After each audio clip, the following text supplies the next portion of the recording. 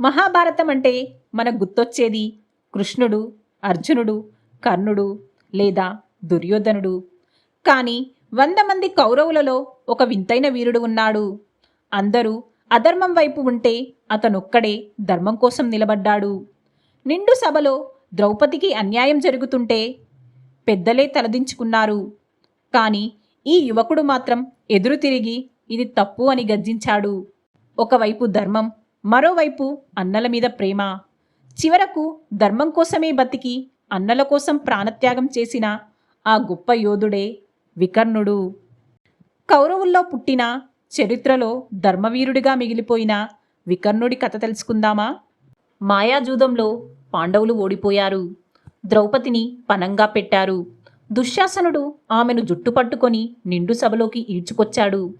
అక్కడ ఉన్న మహావీరుడు పూర్తిగా మౌనం వహించారు. అప్పుడే ఒక్కసారిగా సభలో ఒక యువకుడు లేచి నిలబడ్డాడు. అతని మాటలు సభను వణికించాయి. అతని వికర్ణుడు. ఇది సభ కాదు, ఇది అధర్మానికి సాక్ష్యంగా నిలిచిన శ్మశానం.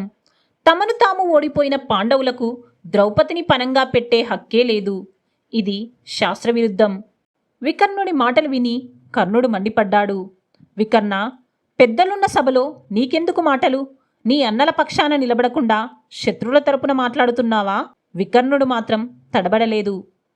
అంగరాజా, నేను మాట్లాడింది పాండవుల కోసం కాదు, ధర్మం కోసం. అన్న తింటున్నది విషమని తెలిసినప్పుడు తమ్ముడిగా ఆపడం నా బాధ్యత. సభ ముగిసిన తర్వాత వికర్ణుడు ఒంటరిగా ఉన్నప్పుడు దుర్యోధనుడు అతడిని నిలదీశాడు. వికర్ణ, సొంత అన్నలనే సభలో దోషులుగా నిలబెట్టావు. నీకు మా మీద అంత ద్వేషం ఉంటే వెళ్ళి ఆ పాండవుల పక్షాన చేరు. నిన్ను ఆపేవారు ఎవరూ లేరు. అప్పుడు వికర్ణుడు, అన్నయ్య, నేను గొంతు విప్పింది నీ మీద ద్వేషంతో కాదు, నీపై ఉన్న ప్రేమతో. ధర్మం వైపు ఉంటే నువ్వు క్షేమంగా ఉంటావని ఆశించాను. నువ్వు అధర్మం వైపు వెళ్తుంటే తమ్ముడిగా నిన్ను హెచ్చరించడం నా ధర్మం. కానీ నువ్వు యుద్ధానికే సిద్ధపడితే నీ కోసం ప్రాణాలు అర్పించడం నా కర్తవ్యం.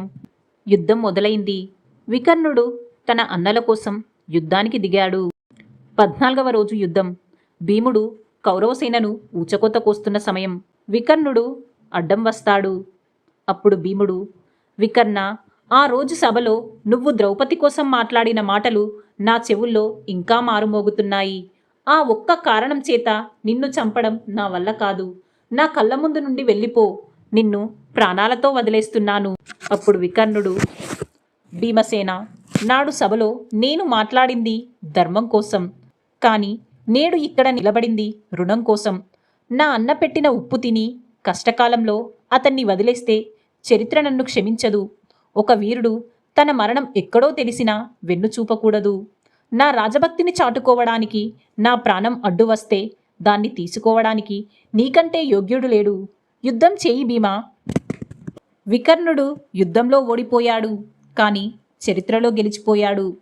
అధర్మం మధ్యలో నిలబడి ధర్మం కోసం పోరాడిన అరుదైన మనిషి. మీరు ఏ పక్షంలో ఉన్నా సరే ధర్మం వైపు నిలబడే ధైర్యం ఉంటే మీరు వికర్ణుడే. వికర్ణుడు ధర్మవంతుడా లేదా విధికి బలైన వీరుడా?